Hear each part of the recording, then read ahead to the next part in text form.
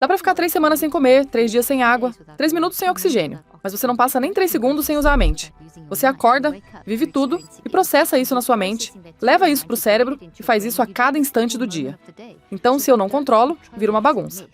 Pesquisadora mundialmente reconhecida e psiconeurobióloga. Ela mostra com pesquisa que o seu cérebro é moldado pela sua mente.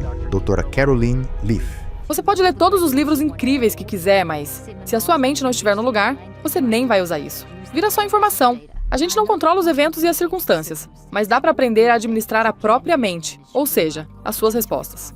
Como a gente aprende a mudar a forma de ver as coisas para ter paz interior quando existe trauma ou dor ao nosso redor? Essa pergunta é excelente. Adoro que você trabalhe com essa conexão entre mente e cérebro e como isso influencia nossos pensamentos, emoções, sentimentos, saúde mental e tudo o que acontece na nossa vida. Minha primeira pergunta é: qual é a diferença entre mente e cérebro? E quem controla quem? O cérebro controla a mente ou a mente controla o cérebro? Você fez uma das minhas perguntas preferidas. É um ótimo ponto de partida. Trouxe uns objetos aqui, tudo bem? Claro, Posso usar pode pra te mostrar. Tá, então Explica. eu tenho aqui. Eu preciso entender de um jeito mais simples. Tá, aqui está um cérebro. Nos últimos mais ou menos 40 anos, passou a ser comum usar mente e cérebro, como se fossem a mesma coisa. Então muita gente acha que quando você fala de mente, está falando de cérebro. E quando fala de cérebro, está falando de mente. E a maior parte do que se lê por aí, até em textos científicos que a mídia costuma divulgar, diz que o cérebro produz os pensamentos ou que o cérebro produz a mente. Só que o cérebro, sozinho, na verdade, não faz nada.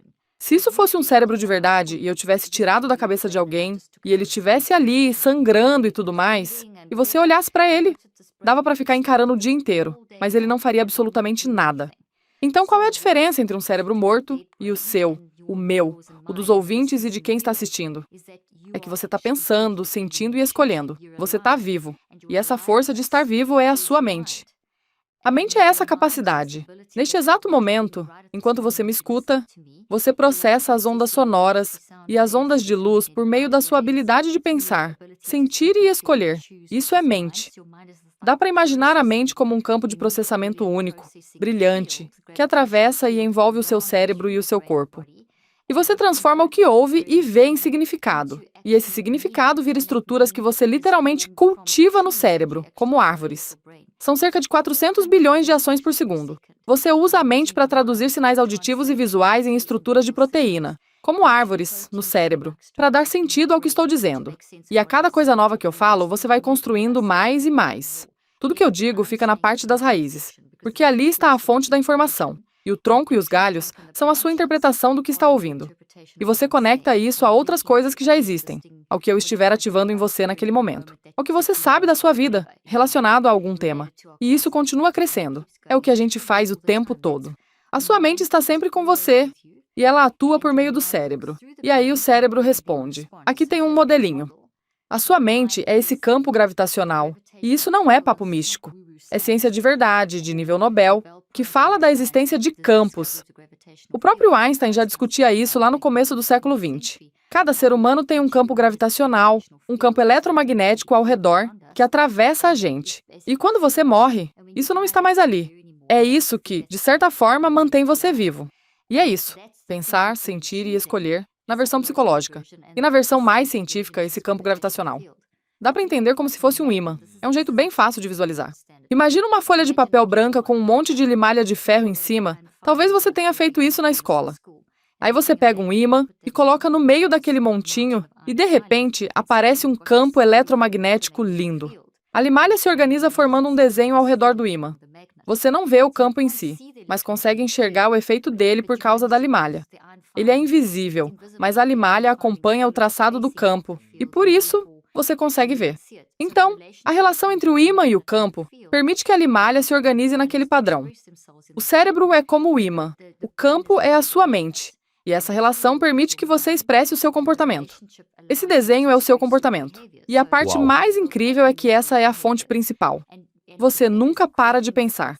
A sua mente não para. Você acorda com a mente, come com a mente, escolhe roupa com a mente, grava um podcast com a mente e vai dormir com a mente. Então a mente é a origem. E se você não entende e não administra, ela vai mudando do mesmo jeito. Aí vira bagunça. E se vira bagunça, seu cérebro e seu corpo ficam uma bagunça, e você não consegue chegar à grandeza. Para chegar à grandeza, você precisa entender a mente. Uau! Já podemos encerrar esse Arrasei, podcast né? agora mesmo. Foi perfeito. Então, pelo que entendi, a mente, o seu pensar, suas ideias, seus pensamentos, é um campo de energia ao seu redor e dentro Sim. de você, conectado ao seu corpo inteiro e também para fora do corpo. É isso que você está dizendo? Exatamente, isso mesmo. E até onde esse campo vai? É tipo uns 2 metros na nossa frente? 6 metros? Um campo de futebol. Até onde isso chega? A gente ainda não sabe ao certo, porque quando se fala de física quântica e campos gravitacionais, há muita interação acontecendo. Mas o que a ciência parece mostrar é que é quase como tipo uma aura ao nosso redor. Tipo uma auréola, esse efeito? Isso, meio que Sim, mas ele interage, porque todo mundo tem esse campo e a gente emite e vive dentro de campos gravitacionais. Então, tudo ao seu redor é um campo gravitacional e está tudo interagindo. E é por isso que, sabe, quando você chega perto de alguém, um exemplo é aquela descarga de eletricidade estática. Quando encosta de leve em alguém e leva aquele choque. E num nível mais psicológico, você sente esse campo quando, por exemplo, você está super bem e entra numa conversa com amigos que estão totalmente para baixo. Aí você sai de lá pensando, meu Deus, eu tô péssimo, preciso ir tomar um Certo. banho. Você fica... Então, o campo deles interagiu com o seu e te afetou, porque esse campo vem da mente, que depois usa o cérebro e transforma o que você está vivendo em pensamentos. E esses pensamentos vão gerando. Você lembra daquela relação do exemplo da limalha de ferro? E esse vai e vem. E isso literalmente envolve fótons. Einstein mostrou que a gente literalmente gera isso a partir dos nossos pensamentos quando fala, porque a gente não consegue falar sem pensar. Você constrói pensamentos, e suas ações, comportamentos e sua comunicação saem desses pensamentos. Então isso gera algo saudável, como essa árvore verde. E aqui está uma árvore tóxica. Tipo depressão, negatividade, essas coisas, que gerariam fótons tóxicos. E são eles que fazem você sentir de fato aquela negatividade. E ao redor de uma pessoa feliz, você sente outra coisa. Você se sente incrível. Então isso é muito real. Isso não é uma coisa etérea, abstrata. A gente está falando dessas áreas mais não físicas, como física quântica e temas da física. Mas é real. E isso tem impacto, tem efeito, e a gente consegue controlar. Essa é a parte interessante. Qual é a definição de física quântica? E o que isso tem a ver com a mente? A física quântica é considerada uma das ciências mais fundamentais e mais precisas. E, no jeito mais simples de explicar, porque ela ficou meio mal falada, mas existe há muito tempo, ela basicamente lida com o que a gente não enxerga, quando você fala de partículas, ondas e do nível subatômico. Então, o que a gente consegue ver agora, olhando um para o outro, seria o que a gente chama de física clássica. Aquilo que você vê, toca, sente e ouve. Dá para intervir? Dá para mexer nisso? Sim. Dá para... Sim. Sim. Então é o físico. E a gente vê, estudando o átomo, que as coisas vão ficando menores e menores, até chegar no nível subatômico. E aí você entra no mundo quântico. Quando a gente vai para esse nível, a gente percebe que o átomo não é uma bolinha do jeito que a gente imagina. As partículas mudam conforme elas são ondas, e só viram partículas quando você, de fato, observa. Isso é o que chamam de efeito do observador. E é muito interessante, porque significa que existem essas ondas de energia. E conforme a gente faz escolhas, a gente cria a realidade. E é isso que acontece. Então, quando você pensa, sente e escolhe, você muda o seu cérebro, porque essas três coisas sempre andam juntas. Você está sempre pensando. E pensar o tempo todo significa sentir o tempo todo. Pensar e sentir significa que você está sempre escolhendo. E isso acontece em algo como 400 bilhões de ações por segundo, o tempo inteiro. Então a gente processa o mundo ao nosso redor nesse ciclo de pensar, sentir e escolher. E aí a gente constrói pensamentos. Ou seja, um pensamento é, na prática, uma resposta física desse pensar, sentir e escolher. E a física quântica ajuda a entender isso, mas a física quântica é real. E fica mais fácil de compreender quando você usa a física clássica como base. Então, o clássico, o físico, o quântico, esse lado mais não físico trabalham juntos. Faz sentido? Espero que Faz. sim. Sim. Quando a gente sente alguma coisa, quando algo acontece, tem um evento na nossa vida. Sim. Ou alguém encosta na gente, a gente sente primeiro, ou a gente pensa que está sentindo.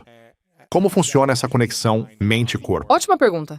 É pensar, sentir e escolher. Então, por exemplo, Então, se eu encosto no seu ombro, você pensa primeiro ou sente primeiro? vai acontecer praticamente ao mesmo tempo.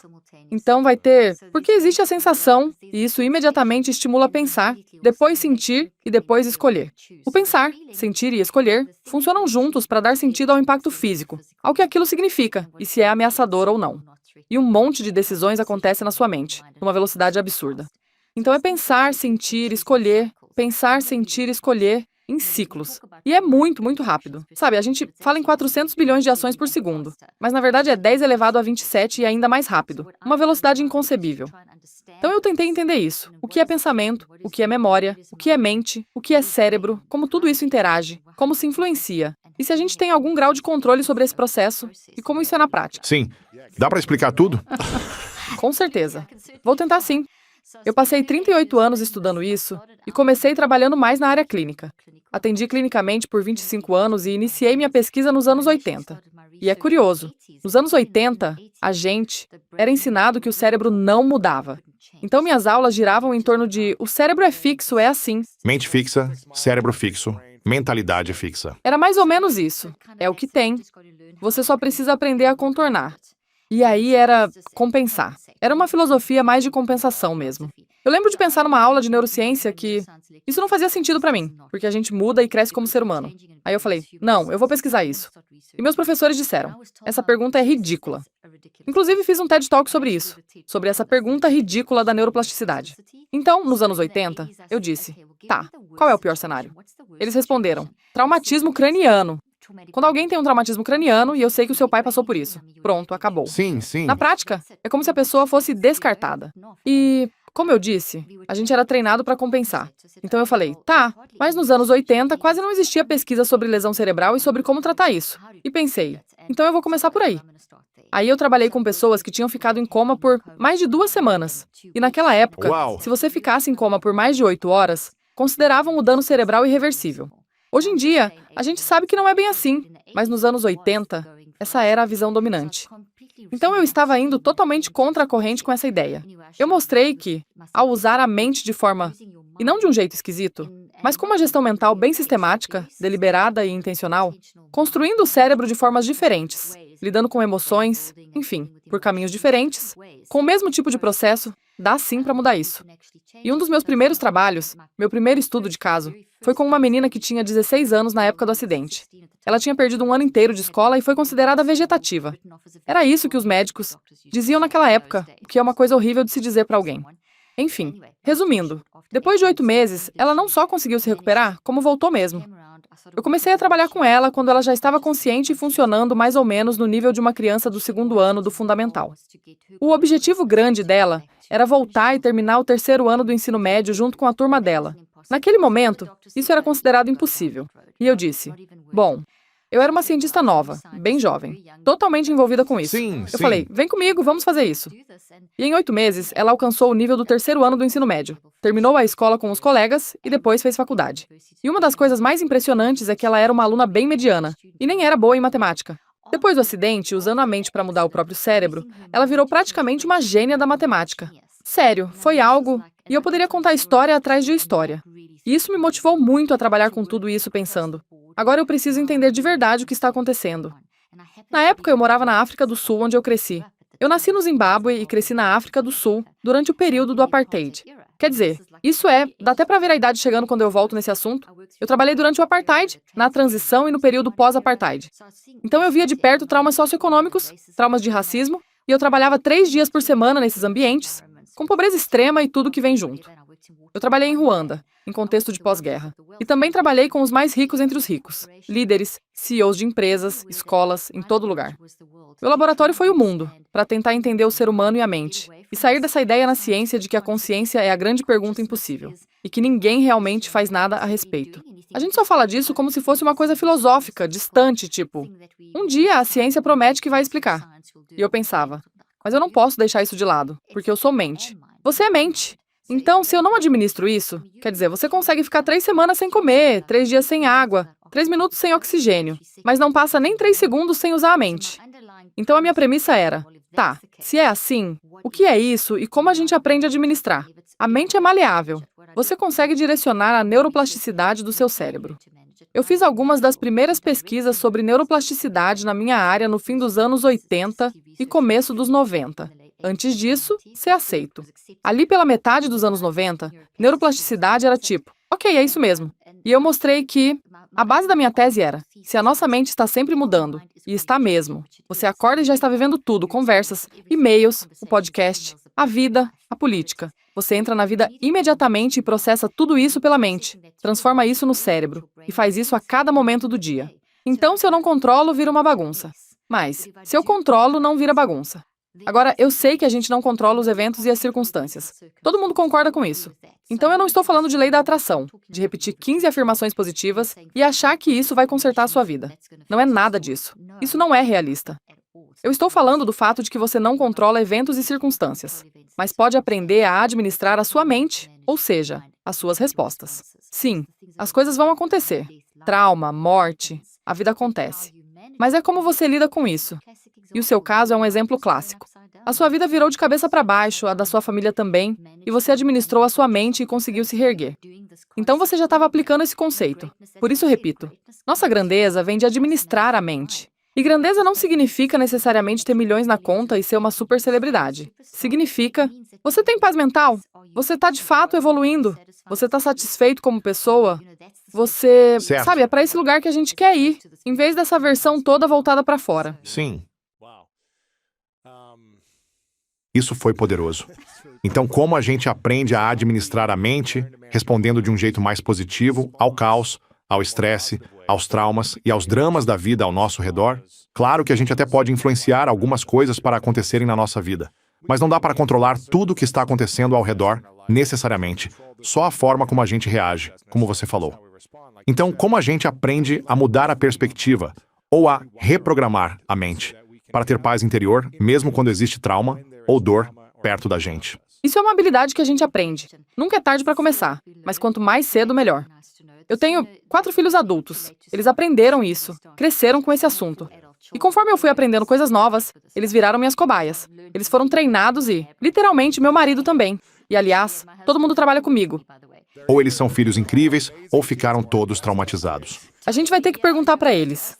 Bom, a Dominique é minha produtora, então acho que ela está indo bem.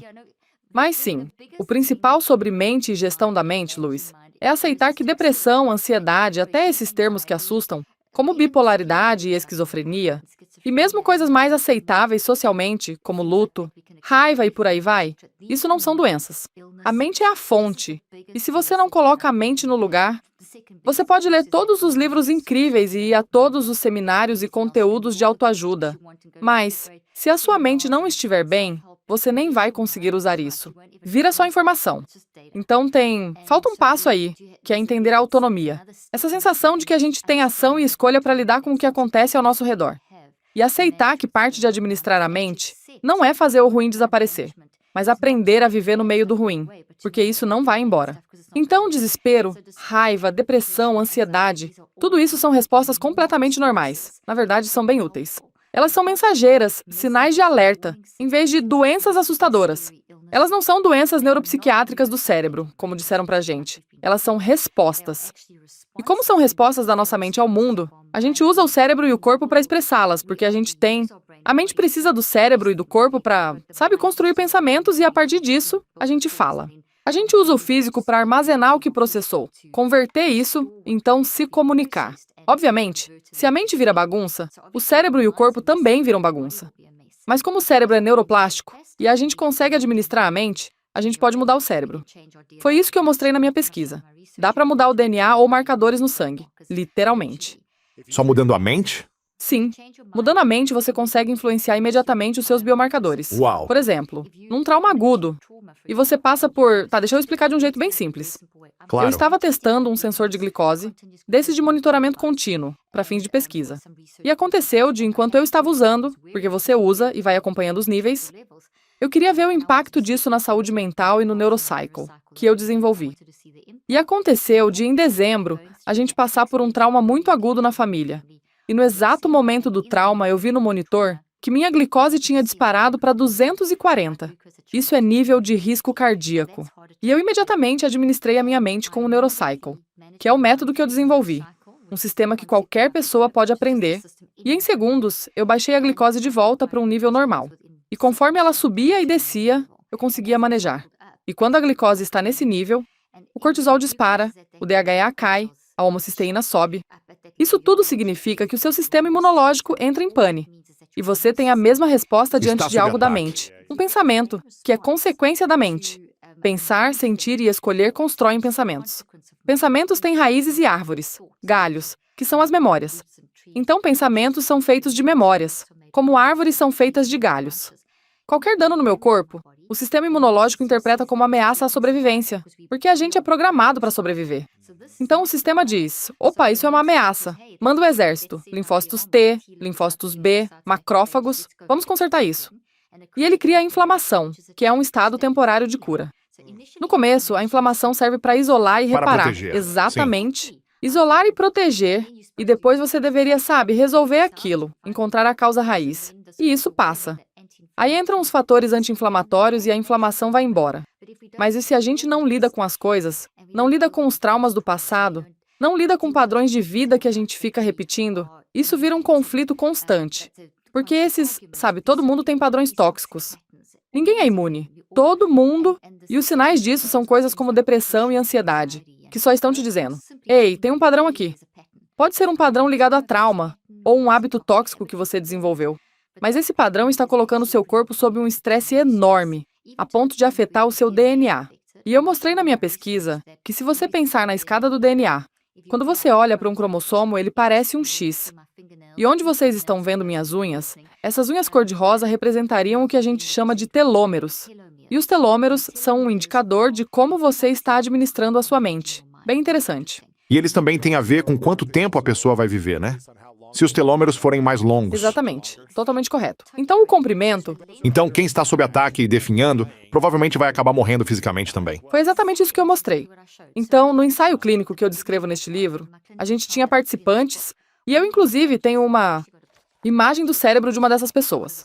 Aqui é uma visão de dentro do cérebro, e o azul representa alguém totalmente deprimido, como se estivesse em linha reta. O cérebro em flatline, literalmente. E essa pessoa estava com todos os biomarcadores lá em cima. Cortisol, inflamação e por aí vai. Azul significa uma depressão muito, muito profunda. E essa pessoa estava assim. A história dela era de muito trauma na vida. Ela estava desligada.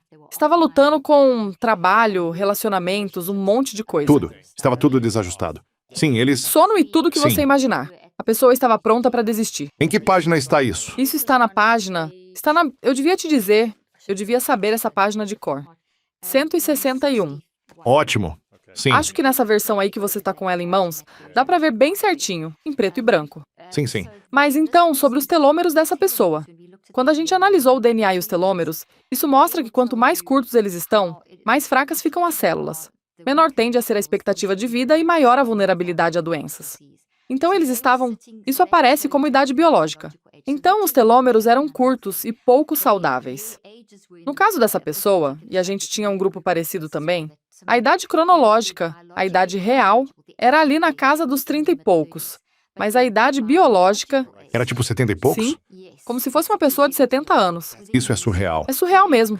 Em 9 semanas de gestão da mente... E um detalhe, eu não usei remédio, eu não trabalho com medicação.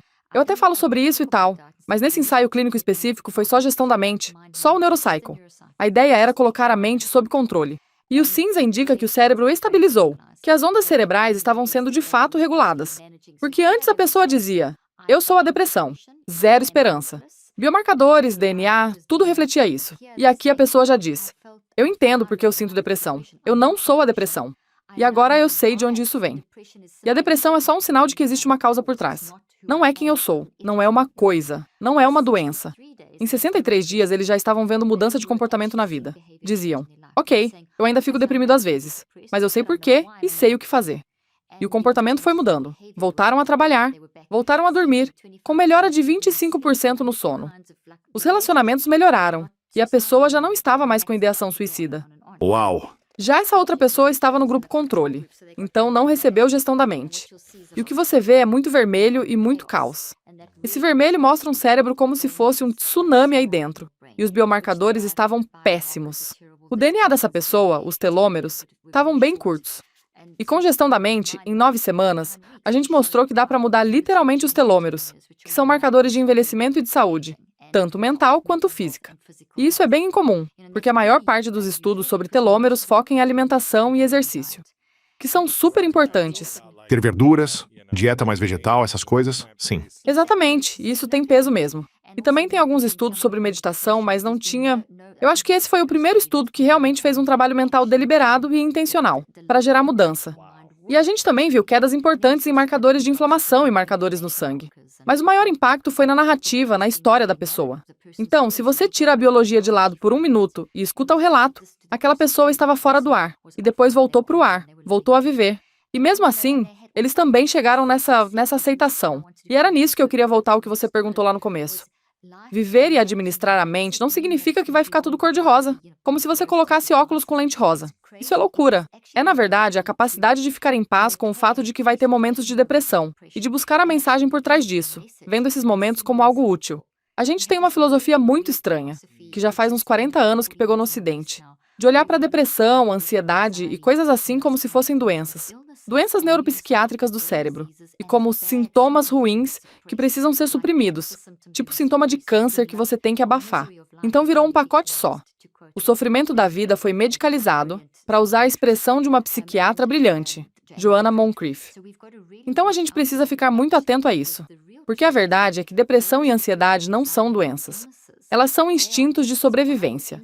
Ei, tem algo acontecendo aí que você precisa olhar com calma e destrinchar. Tem alguma coisa que não está funcionando. E isso aparece como um padrão, que precisa ser encarado, senão bloqueia a sua grandeza. Então você está dizendo, é isso que eu entendi, que não existe uma doença de saúde mental e que é mais um padrão ou algo que a gente precisa observar, mas não é uma doença de fato. Não, não é uma doença. E eu sei que isso bate de frente com a visão mais comum hoje, mas quando você olha para a ciência, existe um volume grande de evidências. Se você interpreta o que está sendo pesquisado de verdade, você vê que não é. Eles ficam procurando correlações neurobiológicas. Ficam procurando onde no cérebro estaria a depressão. E por anos, a gente ouviu aquela história de desequilíbrio de serotonina causando depressão. Foi uma teoria que nunca foi comprovada. Ótima para marketing, para vender remédio, e também um jeito simplista de dizer para alguém: olha, você está deprimido, relaxa, é só um desequilíbrio Certo, químico, toma entendi. aqui um remédio para consertar. Nossa, Com o avanço da medicina e da tecnologia, a gente ficou cada vez mais preso nessa ideia de solução imediata. Só que a vida não funciona assim, e a mente também não. A mente é separada do cérebro e do corpo. Dá para aplicar uma lógica de diagnóstico e tratamento por sintomas no corpo, no cérebro físico e no corpo. Mas quando o assunto é mente, existe esse campo gravitacional, essa força, esse processo de pensar, sentir e escolher. Isso não vai sumir. Remédio não vai mudar a forma como você pensa, sente e escolhe. Não vai eliminar isso. No máximo, vai anestesiar o cérebro para você talvez não sentir isso por um tempo, enquanto estiver fazendo efeito. Mas aí, quando o efeito passa, isso continua lá. E isso ainda é reconhecido pelo sistema imunológico do cérebro como um problema. Então isso aumenta a sua vulnerabilidade. Quanto mais tempo isso fica ali, mais você aumenta a chance de adoecer. meu Deus. E é isso que te prende. E é assim que os padrões se formam. Então não é doença. É uma resposta humana normal. A saúde mental sempre foi um desafio. Desde o começo da humanidade, as pessoas lidam com a vida, com problemas, com morte, conflito, guerra, o que for. Então não é que a saúde mental esteja aumentando. É o mau manejo da saúde mental, transformando tudo em doença que criou um problemão novo. Uau. Então, antes da pandemia, começou um estudo populacional lá pela metade dos anos 90. E essa foi a época em que eu ainda estava no começo da minha prática, com uns 10 anos de carreira, e eu comecei a ver uma tendência.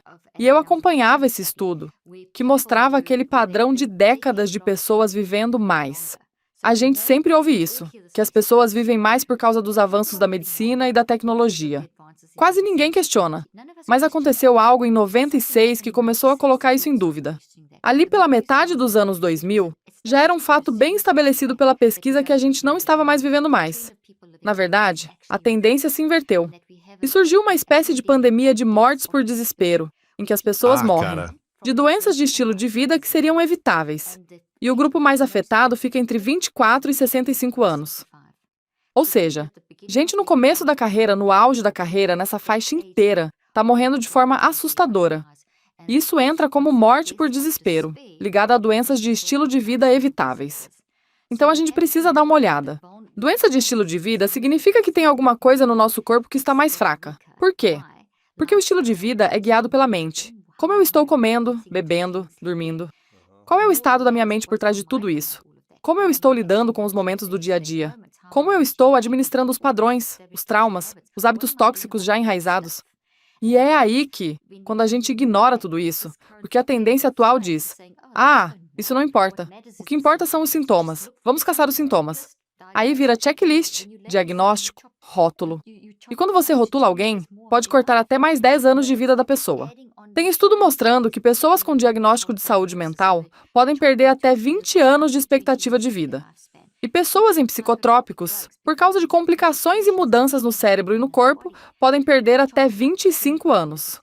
É uma contradição enorme, porque dizem: olha, tem circunstância adversa, luto por perdas, incerteza, medo, de não saber se você vai viver ou morrer, por quanto tempo esse isolamento vai durar, impacto econômico, e por aí vai, tudo isso é trauma. E aí, logo depois, eles dizem: a forma de tratar é rotular, diagnosticar e medicar. Então, a gente precisa mudar totalmente a narrativa e parar de dizer que doença mental está explodindo e que 1 em cada 4 pessoas toma antidepressivo ou está deprimida. 100% das pessoas ficam deprimidas e ansiosas. 100% das pessoas no mundo, em algum momento da vida, já sentiram e ainda vão sentir ansiedade, depressão, luto, tristeza, terror, desespero, uma coisa ou outra. Uma parcela grande da população, eu não sei o percentual exato porque ninguém fez esse tipo de pesquisa do jeito certo, mas as estimativas são que talvez 30% a 40% das pessoas passem por traumas extremos, abuso, trauma de guerra, esse tipo de coisa. E aí elas descem nessa escala para algo como -8, -9, -10. Se você pensar numa régua de 0 a 10, ou de 0 a -10, e a pessoa pode ter coisas como surtos psicóticos, ouvir vozes e estados extremos de sofrimento mental, que ainda assim não são doenças. São respostas traumáticas a uma situação traumática. Pensa, por exemplo, num veterano de guerra. Eu entrevistei outro dia um Navy SEAL que treinava atiradores de elite.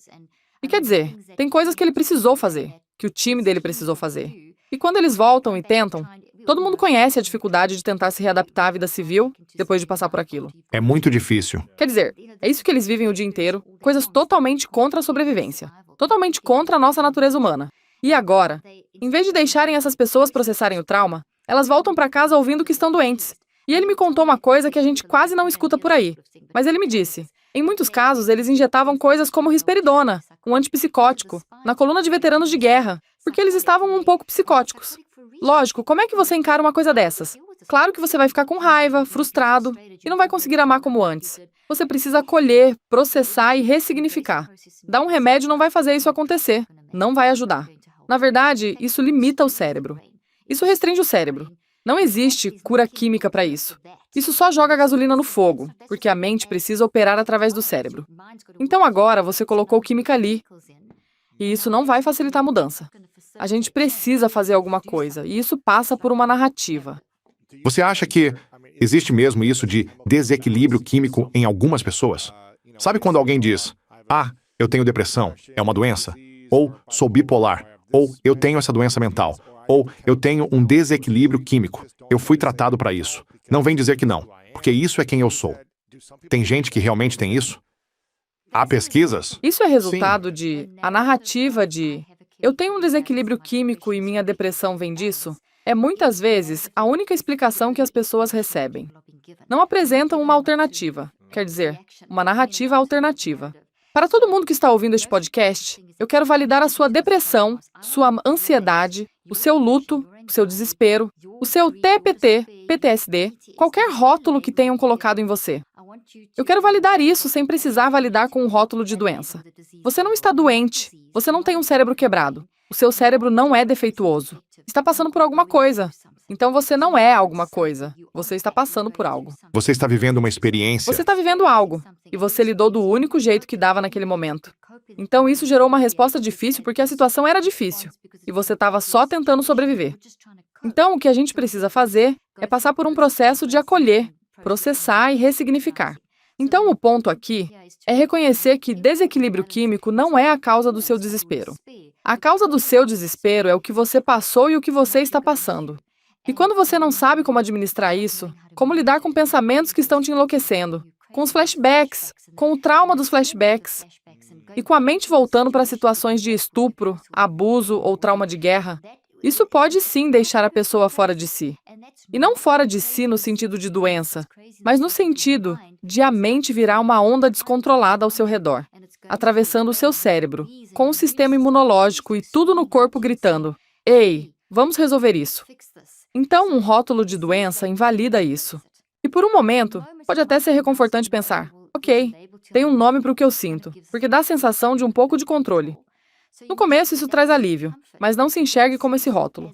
É melhor dizer, eu estou enfrentando sintomas de estresse pós-traumático, por causa do que eu vivi, em vez de eu sou TPT ou eu tenho a doença TPT.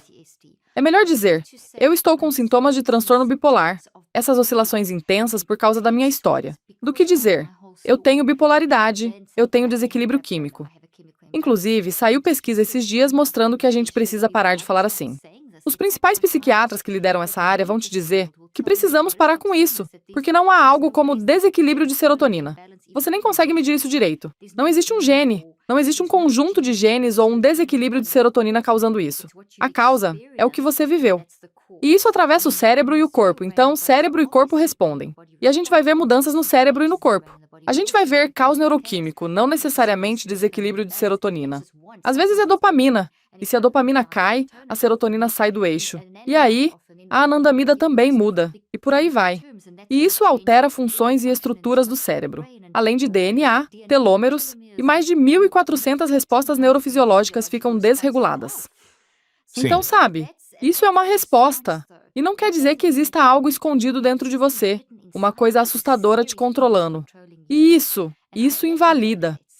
Se alguém volta da guerra ou passou por um trauma sexual, dizer que a depressão ou a ansiedade que a pessoa sente é uma doença é um desrespeito com o que ela viveu.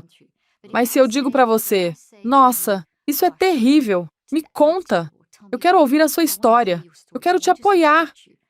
A sua depressão e a sua ansiedade são um sinal de que tem coisa acontecendo.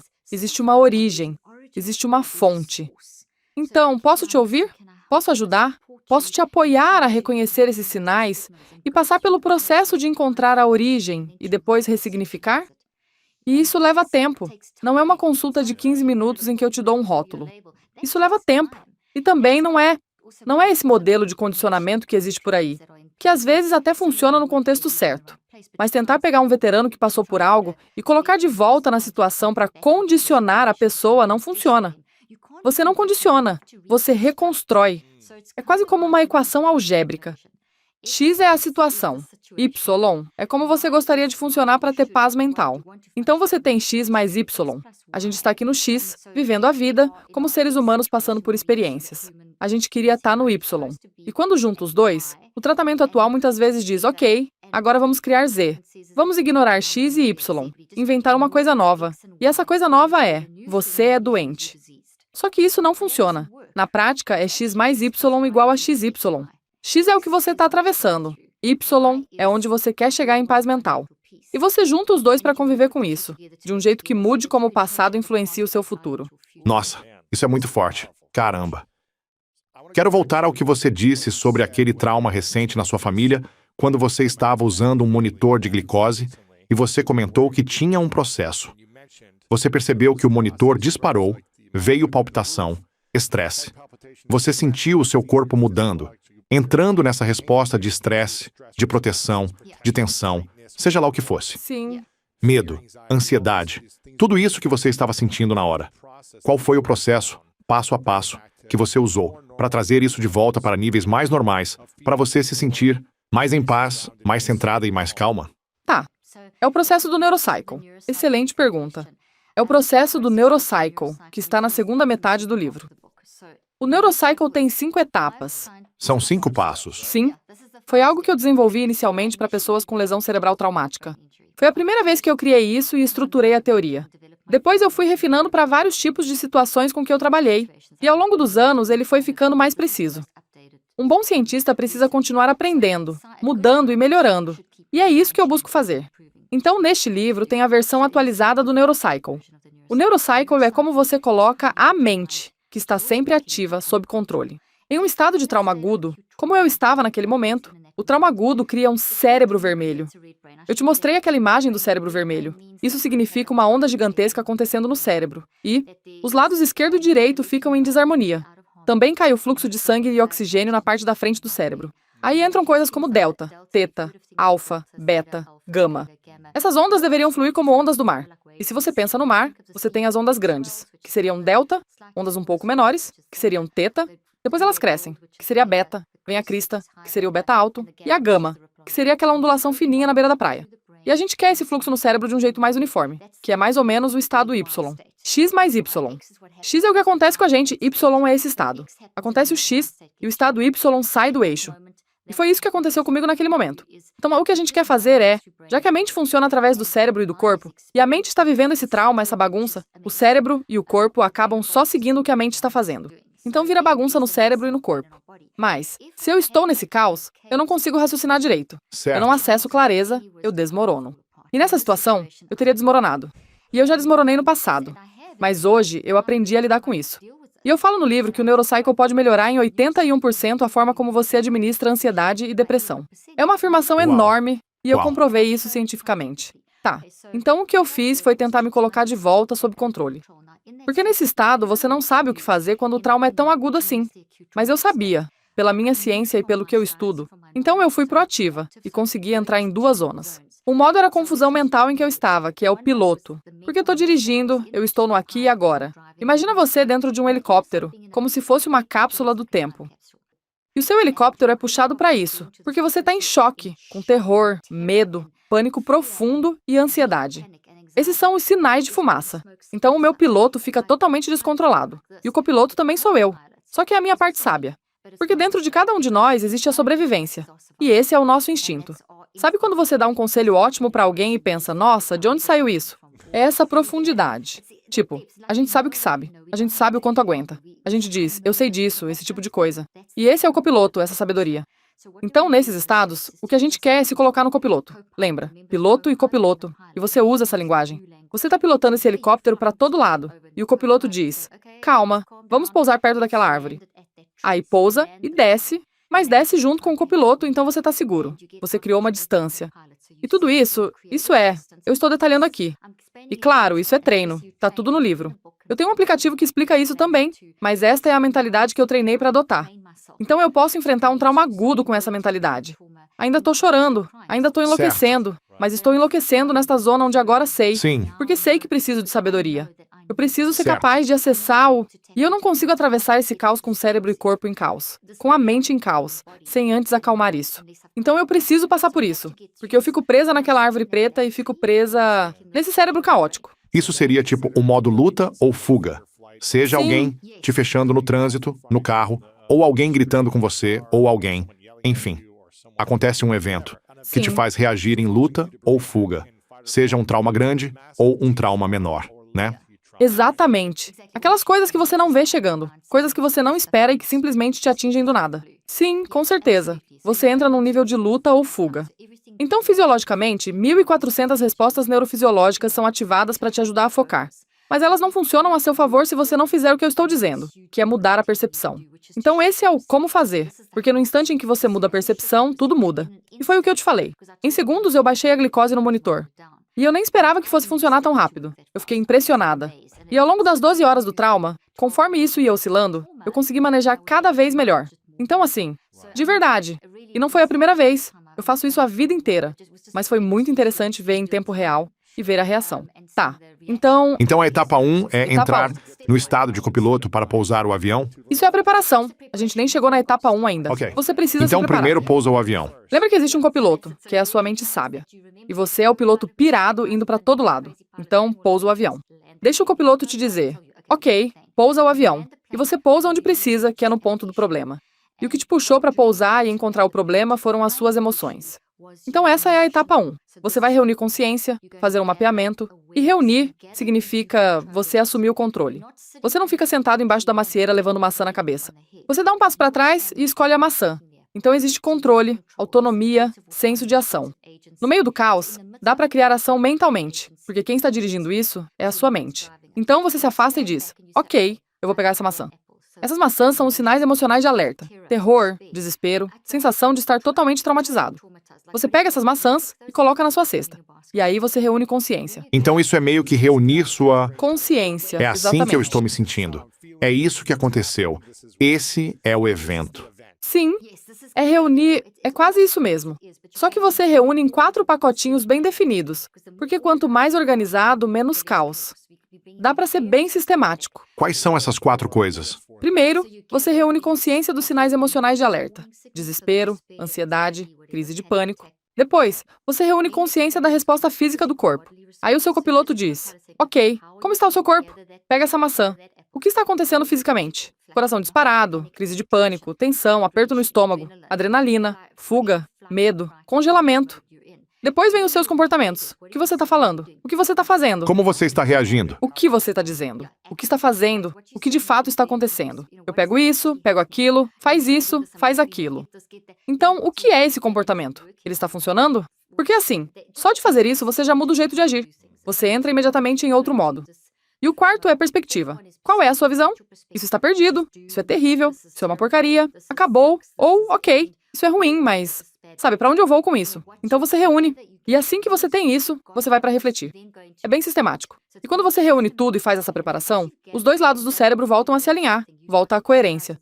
O fluxo de sangue volta para o cérebro e o oxigênio volta para a parte da frente do cérebro.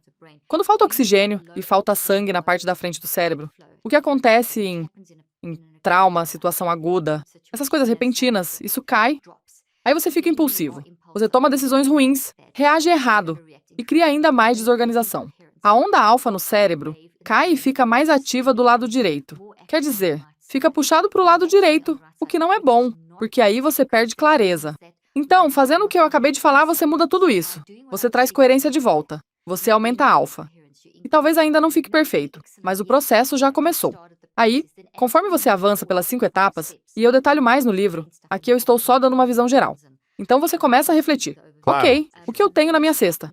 Essa é a etapa 2. Refletir. Refletir é uma palavra linda, assim como reunir consciência. Sobre reunir consciência, eu só quero reforçar. Eu falei que a gente não deve ter medo de desespero, ansiedade, trauma, depressão. Essas coisas assustam, mas não tenha medo, porque elas são mensageiras. Elas são mensageiras úteis, avisando alguma coisa. E se você responde desse jeito, você passa a controlar. Mas se você responde com medo, elas é que te controlam. Nossa, sim. E aí você não avança. Você fica muito preso na ruminação. E os padrões só pioram. Então retome o controle. Mesmo que você esteja chorando, gritando, xingando, tanto faz, mas retome o controle. Você está na árvore fazendo o processo. Então reunir. E refletir é... Quando você pensa na luz passando por um prisma, ela reflete todas as cores do arco-íris. Então existe profundidade.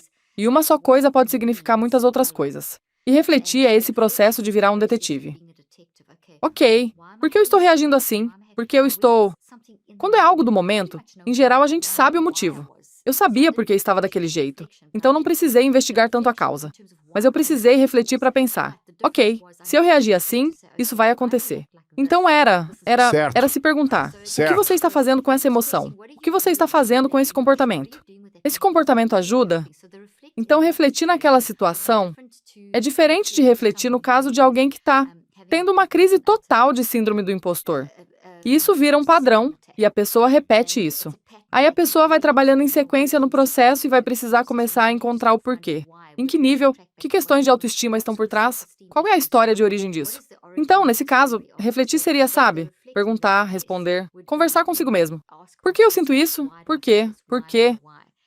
Então, é diferente, mas refletir é, sabe, construir significado, só que de um jeito bem completo. Porque existem vários padrões de sentido ali. No trauma agudo, isso é rápido. A terceira etapa é escrever. E a etapa de escrita, obviamente, no meio do trauma eu não dava conta de escrever. Então eu visualizava. Para o modo rápido, você pode só visualizar. Se der para escrever, escreva. Escreva no formato de uma metacog. Eu ensino no livro, e eu tenho um vídeo. E tem também o app do Neurocycle que acompanha isso. O que é uma metacog? Metacog é um jeito de escrever em formato de padrão. Parece uma árvore. Você começa no meio e vai abrindo ramificações, colocando palavras, sem escrever frases inteiras. Você basicamente despeja as informações e deixa simplesmente sair, nesse formato. Mas um dos pontos-chave é agrupar. Conforme uma ideia aparece, você coloca em uma área. Quando surge outra, você coloca em outra, onde fizer sentido. Aí você cria blocos de informação, e cada palavra fica numa linha, e cada linha sai da linha anterior. Esse formato é impressionante. Ele puxa os 2 lados do cérebro para trabalharem juntos, aprofunda, e você começa a ter insights de coisas que nem sabia que estavam ali. E a quarta etapa é justamente organizar esse caos que você acabou de colocar no papel. Ok, eu reuni consciência, eu refleti, eu escrevi. O que isso significa? Qual é a autópsia mental? Qual é? Qual é o padrão, os gatilhos, os antídotos? Como eu posso ressignificar isso? É uma palavra linda, ressignificar. E aí você fecha o ciclo com uma pequena ação. E essa ação, se for no calor do momento, tipo em 5 segundos ou coisa assim, ok, eu vou respirar fundo e agir assim, ou eu vou dizer isso, ou eu vou fazer isso. É uma ação pequena que te ancora de volta num estado em que você consegue funcionar no próximo momento. Seja no trauma agudo ou naquele momento de síndrome do impostor. Tipo, quando precisa entrar numa reunião importante e estar sentindo que não vai dar conta, porque bateu aquela sensação de fraude, de síndrome do impostor. Então, no modo rápido, momento a momento, você faz uma ação simples e rápida. Já nas questões maiores, quando você está trabalhando um padrão, você vai fazer um trabalho diário por um tempo limitado. E eu falo trabalho porque não é solução rápida. Se você está procurando um atalho, Certo. não atingirá sua grandeza. Certo. Leva tempo. E você sabe disso. Você viveu isso na sua própria história. Então, basicamente, quando você está ajeitando as coisas grandes, você faz isso de 15 a 45 minutos por dia. E essas coisas grandes, você faz por 63 dias. Esse é o ponto-chave. Por que 63? Que bom que você perguntou. Todo mundo ouviu que bastam 21 dias para criar um hábito. Isso é um mito completo. Eu falo disso no livro também. Um cirurgião, não um neurocirurgião, falou anos atrás sobre ciclos físicos de cicatrização pelos quais o corpo passa. Se você tiver uma bolha, o corpo leva mais ou menos 3 semanas para as células-tronco e o sistema imunológico fazerem o trabalho de curar aquilo. Isso, claro, se a sua mente estiver bem.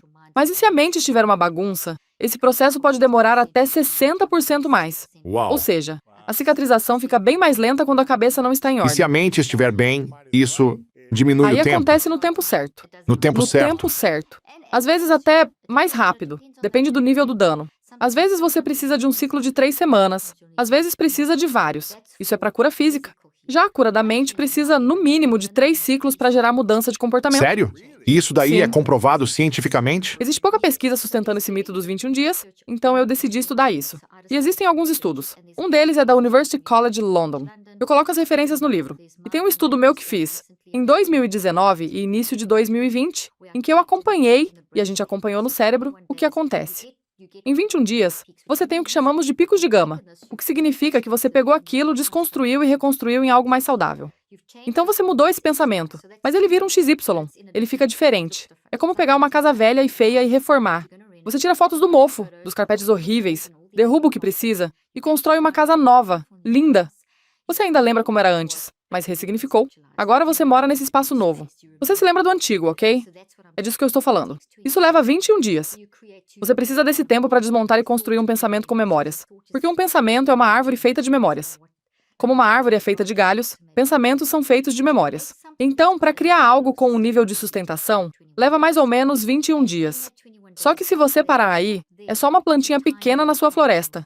Ela ainda não tem energia suficiente para sair do não consciente. A mente não consciente funciona 24/7. É onde ficam guardadas, em forma de pensamentos, todas as experiências, crenças, tudo o que te formou. E isso influencia a mente consciente. A mente consciente só fica ligada quando você está acordado.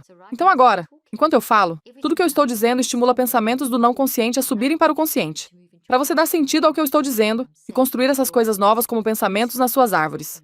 Então, primeiro, o pensamento sai do não consciente para o consciente, passando pelo subconsciente. O subconsciente é a ponte. O consciente é quando você está acordado. O não consciente é 24/7, e é onde a nossa sabedoria também mora.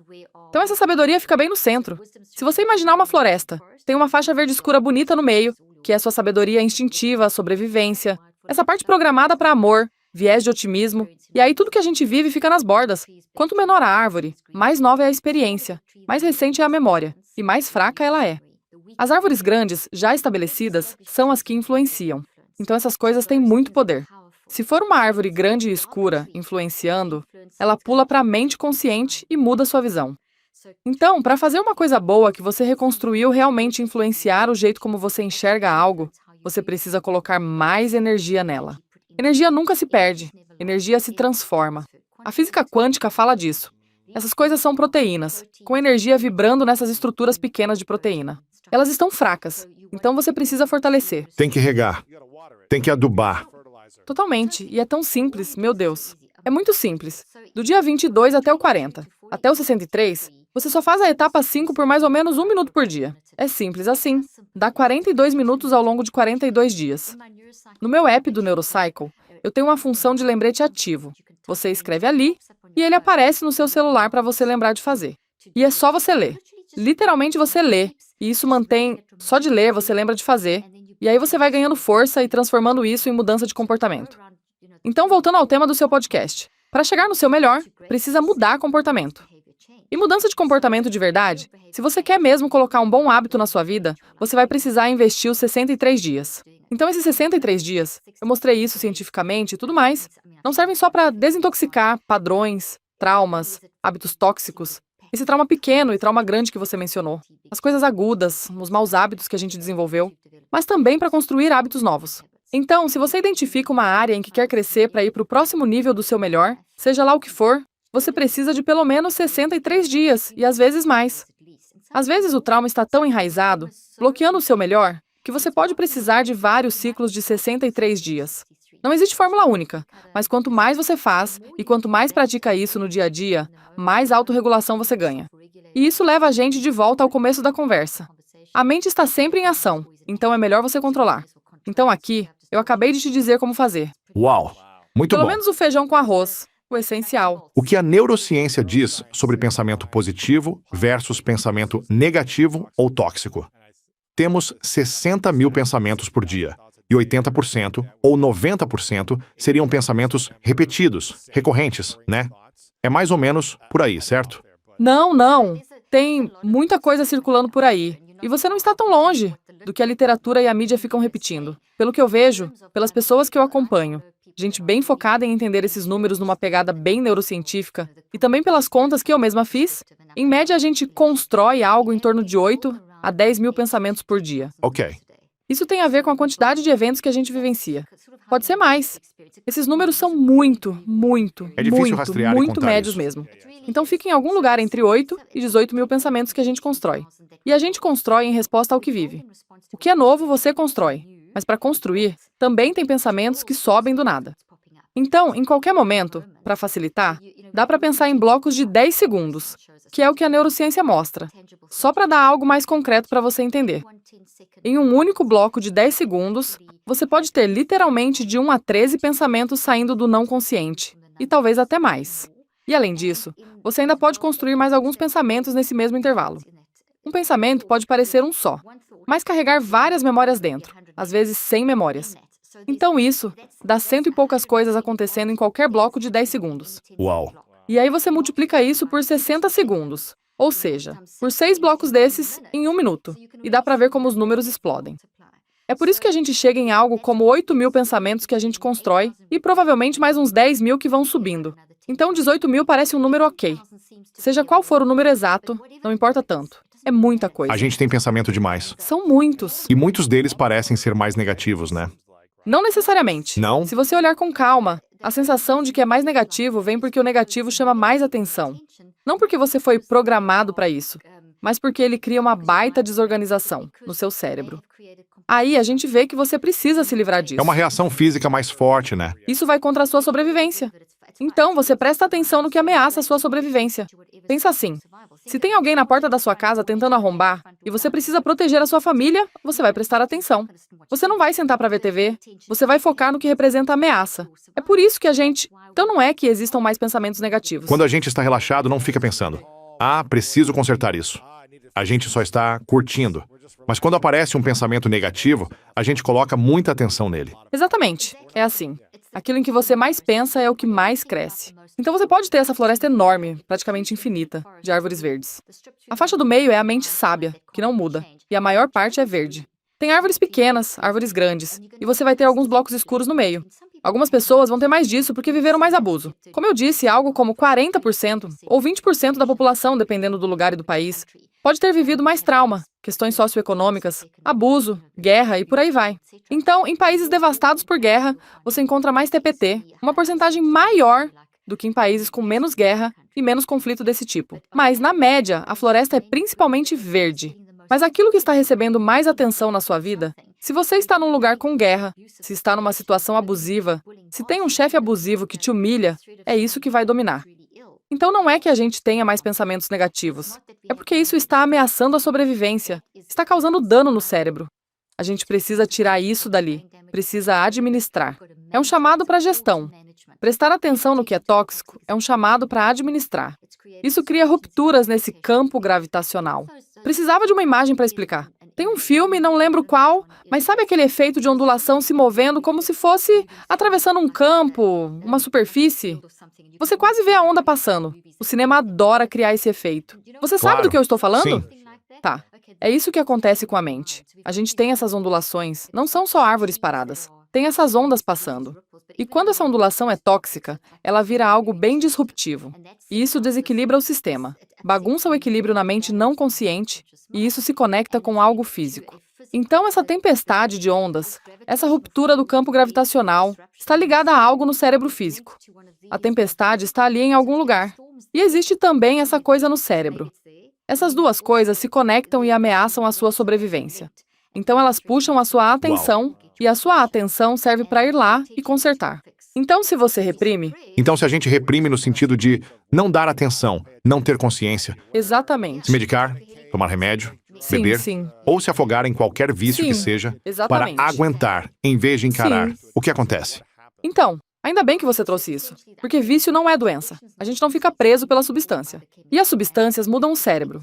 A mente consegue se sobrepor a qualquer mudança biológica, porque a mente é mais poderosa do que o cérebro. E é assim que você sempre pode recorrer àquele instinto interno de sobrevivência, que é aquela faixa de árvores verdes no meio, só para manter a analogia. Então o vício não é uma doença. O vício é uma resposta, como a depressão. É um sinal de alerta. É a tentativa de pegar algo doloroso e usar alguma coisa para anestesiar a dor. Então, como você falou, sexo, pornografia, Álcool, o cigarro, enfim. isso, álcool, drogas, Comida. cigarro. Eu estava falando ontem com uma pessoa que teve uma batalha enorme, com dependência de cocaína e álcool. Mas não foi a substância em si que agarrou essa pessoa. A impressão que fica é: seu cérebro está doente, então você é vulnerável a isso e não consegue controlar. Isso é besteira. Isso tira esperança.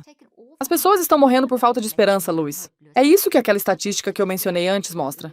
As pessoas estão morrendo por falta de esperança. As mortes por desespero. Quando você tira das pessoas o senso de agência, você tira o núcleo do que é ser humano. A mente tem tudo a ver com agência. Pensar, sentir, escolher. Isso você controla. E você tira essa agência de alguém quando diz: olha, você não controla o fato de ser dependente de álcool. Isso é terrível. Mas se você diz: ok, eu entendo que neste momento, essa é a sua estratégia para lidar com a dor, que o álcool está anestesiando o que você sente. Ou pornografia, alguma repetição compulsiva, abuso de qualquer coisa, qualquer excesso, para esconder uma dependência de opioides. É só para anestesiar a dor. Então, quando a pessoa está num ambiente acolhedor e de apoio, onde ela consegue começar a enxergar mudança, ela também consegue começar a entender o porquê. Aí você pode conduzir a pessoa no processo. Ok, talvez esse sinal tenha uma causa. Vamos começar a procurar. E quando você começa a trabalhar com o neurocycle, muitas vezes a pessoa ela ainda está presa em algum vício, porque a dor é tão grande que ela nega. E chamar de doença parece mais fácil no começo, mas ela nega. Não, eu não sou dependente de álcool. Não, imagina, eu não sou dependente de, seja do que for, cocaína. Não sou dependente. Mas quando você começa, com cuidado e acolhimento, a mostrar: ok, vamos conversar, esquece por um momento a substância, vamos falar de você, do que está acontecendo, do que aconteceu. E quando você começa por aí, vem: eu estou deprimido, isso e aquilo. E conforme as coisas vão aparecendo, e esse ciclo começa a rodar, a pessoa consegue dizer: entendi, eu estava tentando anestesiar a minha dor. E aí começa a vir o alívio. De 86% a 93% das pessoas com dependência saem da dependência por escolha. E essa escolha é estimulada por um ambiente de apoio. Um ambiente muito acolhedor e afetuoso, que ajuda a pessoa a enxergar o que está acontecendo, porque é muito difícil encarar essas coisas.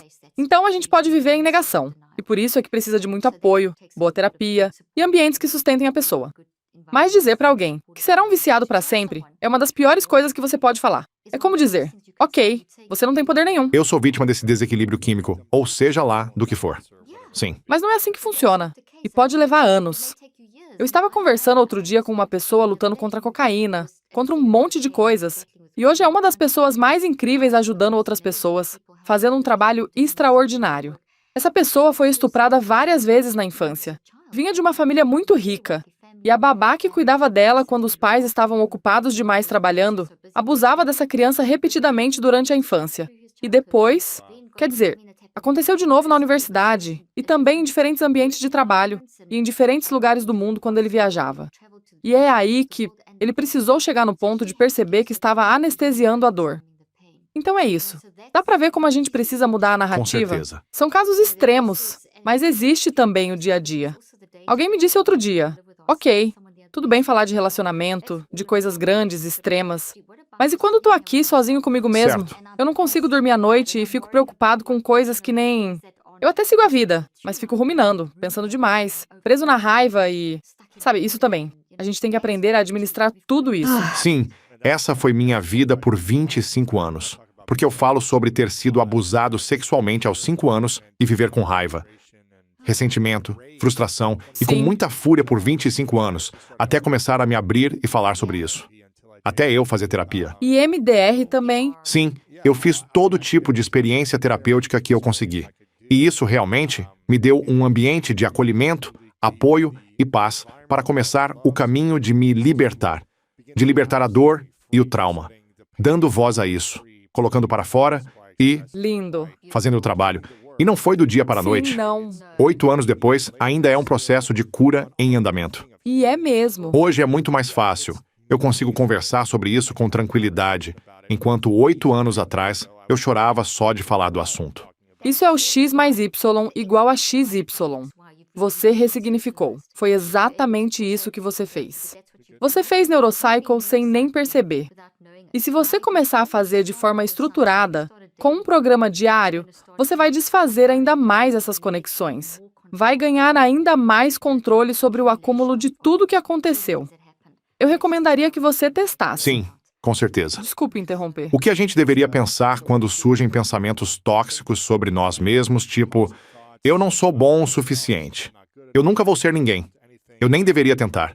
Essa pessoa não gosta de mim.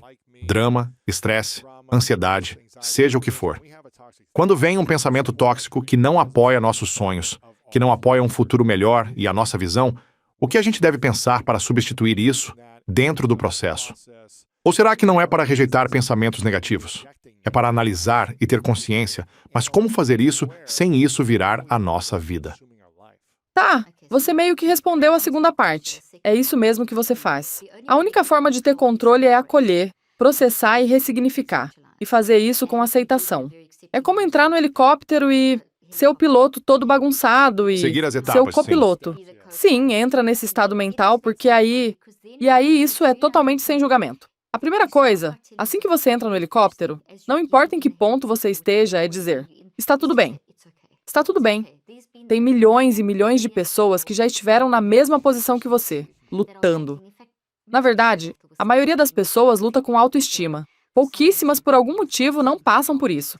E pega esse exemplo. Pensar, eu não dou conta, ou eu sou vergonha. Porque toda experiência tóxica rasga o núcleo do que a gente é. E o nosso núcleo é, eu sou necessário, eu tenho valor, e eu tenho algo para contribuir com o mundo que ninguém mais pode contribuir. Então, quando alguém tenta arrancar isso de você por meio de um abuso, isso ataca o seu núcleo. Aí você se esconde na vergonha. E a autoestima vira essa ideia de, eu não deveria estar sentindo isso. Mas se, principalmente quando é uma criança pequena, tipo com 5 anos, sofrendo abuso, você não sabe processar aquilo. Então a reação mais imediata é, como isso é tão contra a sobrevivência, e os adultos da sua vida que deveriam te proteger. Enfim, tudo vira desordem. Você não tem linguagem, não tem ainda maturidade de cérebro e de mente para processar. Então a sua forma de lidar vira, isso me fez sentir mal, então eu sou ruim. E aí aparece essa Certo. sensação que se espalha por tudo. Trauma sexual tende a gerar uma vergonha que se espalha pela vida toda. E isso aparece de vários jeitos no comportamento. Isolamento, dificuldade de se relacionar, agressividade. É algo que invade tudo e corrói a autoestima, porque alguma coisa no núcleo de quem você é foi atacada. E é aí que leva tempo, como você falou, para voltar e encontrar isso. Então, sobre o que dizer para alguém, a primeira coisa é chegar nesse ponto em que a gente precisa mudar a narrativa. Precisa esquecer o que o mundo diz sobre essas palavras assustadoras e passar a ver isso como algo muito útil. É uma virada total de 360 graus. Desespero, ansiedade, vergonha, pensar, eu sou vergonha, pensar, eu não tenho autoestima, pensar, eu não consigo. Está tudo bem. Porque no instante em que você diz, está tudo bem, assim que admite que está sentindo isso, você assume o controle. Do ponto de vista da neurociência, você Retoma o poder. retoma o poder. Você muda o equilíbrio de forças. Porque em vez disso, ficar no não consciente, como um trauma, e eu não estou dizendo que foi o seu caso, mas pode ter existido um período de repressão, porque você não sabia como processar até talvez 15, 16, 17, quando você ficou mais capaz, cognitivamente e metacognitivamente, e começou a enxergar as coisas. Talvez tenha sido mais tarde. Muitas vezes, isso aparece entre 18 e 22, quando o trauma da primeira infância começa a se manifestar em padrões e a consciência começa a chegar. Então agora, quando isso vem para a consciência, no cérebro, isso já enfraquece. Esses galhos de proteínas, que são as memórias, as emoções, os dados do evento, aquilo que foi, fica mais fraco. Certo. Então, no momento em que eu, entre lágrimas, digo, ok, eu sinto vergonha. Eu sinto que não tenho autoestima. Eu sinto que eu não sirvo para nada, que eu sou feio, que eu sou isso e aquilo, e que eu nunca vou conseguir conquistar nada. No instante em que eu aceito isso, eu consigo olhar com objetividade. E o copiloto pode dizer, o que você está sentindo? Ok, agora vamos ver se isso é verdade mesmo. E esse tom calmo, do jeito que eu estou falando agora, com calma. Está tudo bem. Assume isso, está tudo bem. Agora dá para cuidar disso. Isso enfraquece essas ligações químicas de proteína. Eu comecei a mudar a estrutura do meu cérebro. Eu mudei 1.400 respostas neurofisiológicas para trabalharem a meu favor, e não contra mim. Eu comecei a recriar equilíbrio no cérebro e aumentei o fluxo de sangue. Então eu estou me preparando para ser mais resiliente e fazer o trabalho pesado de destrinchar tudo isso, e piora antes de melhorar. E uma das coisas boas que eu mostro no meu trabalho e neste livro é: eu provei cientificamente que mesmo quando você se sente pior, e você vai se sentir pior quando abrir isso e começar a ver Certo. coisas que você reprimiu. É terrível, parte o coração. E pode dar a sensação de que você Foi só assim quer que eu me morrer. senti. Quando eu Sim. comecei a falar sobre isso, eu pensei, isso é a coisa mais assustadora e mais difícil que eu já fiz. Eu preferia morrer. É essa sensação. Se alguém soubesse essas coisas sobre mim, se eu tivesse que encarar isso de verdade. É o desafio emocional mais assustador que eu já enfrentei. E parece que você está morrendo. Parece mesmo. Eu não sei. Você está Talvez seja certíssimo. extremo demais. Não é Talvez seja exagero. extremo demais. Mas é como se você pensasse ou sentisse, eu vou morrer. Porque se eu processar isso e as pessoas souberem isso sobre mim, como elas vão me aceitar? Como vão me amar? Sim. Eu vou ficar sozinho para o resto da vida. A minha cabeça E passou por parece esses que pensamentos. nada tem sentido. Sim. Você pensa, o que eu posso fazer? Aí vem a sensação de que é perda de tempo. Sim. Fica tudo tão pesado que você pensa, eu não dou conta. E começa a afastar quem está perto, ou toma decisões erradas. Isso é totalmente normal. Você precisa aceitar isso como parte do processo. Vai piorar antes de melhorar, e está tudo bem. O que você viveu é normal dentro do que aconteceu com você, e a gente não pode sair rotulando e medicando isso, porque aí eu invalido a sua experiência. O fato de você conseguir falar da sua experiência, e esse formato de podcast, em que hoje no mundo inteiro as pessoas estão mais vulneráveis e mais abertas, traz isso para a luz e permite que a gente enfraqueça isso. Você mudou o equilíbrio de poder. E sim, pode piorar. Como você disse, dá vontade de morrer. Mas aí a virada começa a acontecer, porque olha onde você está hoje. Em algum ponto, quando vai para um lugar tão profundo, que você talvez até tenha tentado suicídio, ou tenha chegado naquele limite do acabou, eu vou sumir daqui. Ou acontece algo muito traumático e, de repente, vem essa mudança, vem essa consciência, e aí você consegue começar a reconstruir. E isso é um processo de tempo. E essa virada é real. Então, voltando ao que você perguntou, o que você diria para alguém nesse estado? Por onde começa? Você começa se dando permissão. Começa indo para esse lugar de piloto e copiloto, deixando o piloto surtar, voar feito um doido e, sabe, derrubar o avião. Mas é uma cápsula do tempo. Dá para colocar esse avião para funcionar de novo. Só que para ajudar, você se apoia na força e no conforto do copiloto para dizer, eu tenho muito medo disso. Eu não quero pousar o meu avião, mas eu vou. E você pousa o avião e ali pega as suas pás e começa o processo de ir desenterrando tudo isso no seu ritmo, conforme você estiver pronto. Por isso eu digo 15 a 45 minutos por dia. Não faça mais do que isso. Você faz um pouco de cada vez e faz quantos ciclos precisar. E em algum momento, você chega no ponto em que ressignificou. Como a gente cura de verdade o trauma do passado, que acaba gerando muitos dos nossos pensamentos? Porque eu estou ouvindo, eu estou entendendo que a gente sente os traumas, as memórias do passado daquele evento, e a gente fica preso na lembrança, na ideia, no pensamento do que aconteceu. E às vezes, e muitas vezes, falando por mim, eu acho que a maioria de nós, provavelmente, Sim, um evento acontece, e depois de anos e décadas, a nossa memória vai transformando isso em algo maior do que o evento realmente foi. E a gente fica agarrado a isso. E agora a mente começa até a criar lembranças que nem eram reais, mas que mesmo assim geram essa reação na gente. Então, o que fazer? É curar o trauma do passado? É curar a memória do passado? É curar tudo isso? Qual é o que é processo? isso? O que a gente está faz? acontecendo? É só com Ok. terapia? Ou dá para fazer sozinho, só escrevendo num Dá diário? pra fazer sozinho. Dá pra fazer com terapia. Mas eu não faria nada totalmente sozinho. Eu Sim. garantiria que você tenha algum tipo de rede de apoio. Se você puder fazer terapia, ajuda muito. Mas terapia é um catalisador. É o lugar onde você abre a dor e recebe orientação sobre o próximo passo. Só que você continua vivendo com você mesmo 24/7. Tem que fazer o trabalho. Tem que fazer o trabalho. E é aí que ter um sistema de gestão da mente é fundamental. O que você descreveu é a árvore inteira do pensamento. E essa árvore, se a gente pegar o que você viveu na infância, aquele episódio seria, sabe, o acontecimento em si é a raiz. O evento, os detalhes, o momento e tudo mesmo. E isso vai construindo a sua perspectiva de como você se viu e como você enxergou toda essa história, com as suas emoções e os dados do evento. E isso se manifestou em como você viveu a sua vida. Sim. Então esse é um trauma do passado. E não tem culpa nisso, mesmo sendo tóxico, porque foi o que você conseguiu fazer para sobreviver.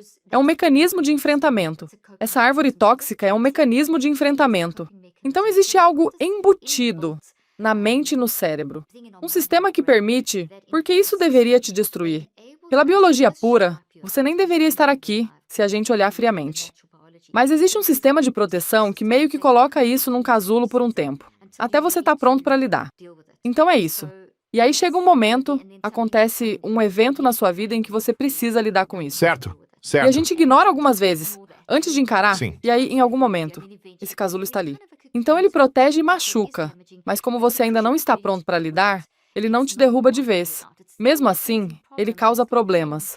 Mas quando você estiver pronto para... Aí, de repente, acontece alguma coisa na sua vida, e isso vai infiltrando aos poucos. É uma infiltração lenta. Vai soltando tentáculos pequenos, vai crescendo. Você continua sobrevivendo, mas as coisas vão piorando. E em algum momento, esse casulo começa a se romper e explode em você, mentalmente, fisicamente, em algum aspecto. No relacionamento, no trabalho, vai acumulando. Acontecem pequenas coisas, até que vem uma explosão grande. É isso, o casulo começando a sair conforme você amadurece, cresce, vive mais, faz mais coisas, passa por mais experiências. E aí isso precisa ser resolvido. Então, o seu corpo chega num ponto em que precisa expulsar isso. O pus precisa sair, numa analogia meio nojenta, mas bem ilustrativa. Em algum momento, não dá mais para aquilo ficar Certo. ali. E aí é quando explode. E quando explode, vem todas as memórias. Quando você lembra, isso é o conceito do abuso na infância. Esse é o pensamento. E aí vem os detalhes da história. E é assim que você viveu aquilo. Então você precisa ir dos sinais de alerta, de volta para os dados do evento e De como você refletir. viveu isso, voltando para o momento atual. Você ressignifica. Como você faz isso se encaixar no seu futuro? Isso sempre vai fazer parte da sua história. Mas você muda o jeito como isso te afeta, e você já fez isso. Você falou antes. Hoje Sim. você consegue falar sobre o assunto sem desmoronar. Sim, você está reescrevendo o roteiro. Você reescreve, e isso leva tempo. Leva esses ciclos de 63 dias. Ressignificar é literalmente reescrever o roteiro. E com o tempo, isso vai mudando. Em vez de ser tóxico, dá pra ver como algumas folhas passam a brilhar mais do que outras? Então existe luz nisso. Isso foi ressignificado. Já consegue falar sobre isso. Talvez ainda vai te fazer chorar. Mas você transformou isso em parte de você. Virou aquele espaço novo bonito. Foi assim que aconteceu. Mas agora você fez isso trabalhar a seu favor e não contra você. Então esse é o trauma do passado. E não tem como justificar isso. Nem dá pra dizer que está perdoado, mas você precisa se libertar. Porque se você ainda está conectado a esse trauma, isso te mantém preso no mundo quântico mesmo, literalmente, ao agressor. Enquanto você não se solta disso, existe uma ligação. Literalmente, aqui está o seu cérebro, aqui está essa pessoa, talvez a milhares de quilômetros. Mas por causa do entrelaçamento e da física quântica, não existe essa barreira de espaço-tempo. E por isso, existe um entrelaçamento tóxico, partículas que ficam entrelaçadas. Talvez você já tenha ouvido isso em algum lugar, mas em experimentos de física quântica, quando duas partículas entram em relação, não importa o quanto você as separe depois, elas continuam conectadas. Se uma gira para um lado, a outra gira para o outro. Então, até você se libertar, até ressignificar, você ainda está ligado. E isso sempre vai te controlar. Por isso, quando a gente fala de... As pessoas falam em perdão, eu acho que liberação ele é uma palavra melhor. Porque como é que você perdoa? Como a gente se liberta? Fazendo esse processo ao longo do tempo, conforme você ressignifica, você vai cortando esses vínculos aos poucos. E quando chega nesse formato, aquele laço invisível já não está mais ali. Você sabe que cortou o vínculo quando consegue falar sobre isso sem justificar o comportamento da pessoa. Certo. O que ela fez, pensando bem, nunca vai ser perdoável. Mas dá pra você se libertar disso. Então a gente fala de perdão como parte da cura. Eu tive essa conversa com alguém outro dia. A gente tem que tomar cuidado para não usar perdão de qualquer jeito. Porque quando alguém faz algo errado, esse erro, mesmo um erro que você cometeu com alguém, continua existindo. O que deveria acontecer não é passar pano, é se libertar. É reconhecer. Aquilo aconteceu, foi errado. A pessoa precisa assumir, mas não é sua responsabilidade fazer a pessoa assumir. Ela é que tem que destrinchar esse erro e lidar com isso. O que você precisa é se libertar e colocar isso no passado. Sim, E de certa forma, isso é o mais fácil, porque muita gente trava achando: eu não consigo perdoar, eu não consigo perdoar. Como eu vou perdoar alguém que... Como você perdoa alguém que te estuprou? Como pais perdoam alguém que machucou o filho? Como? Como você faz quando alguém foi assassinado, sabe? Eu não estou dizendo para você ficar preso nisso, nem... Você precisa se libertar disso. E precisa aceitar que aquele evento, talvez, veio de uma pessoa operando a partir de trauma. Então a razão de a pessoa fazer aquilo foi movida por trauma. E isso não torna certo, mas a gente não pode ignorar.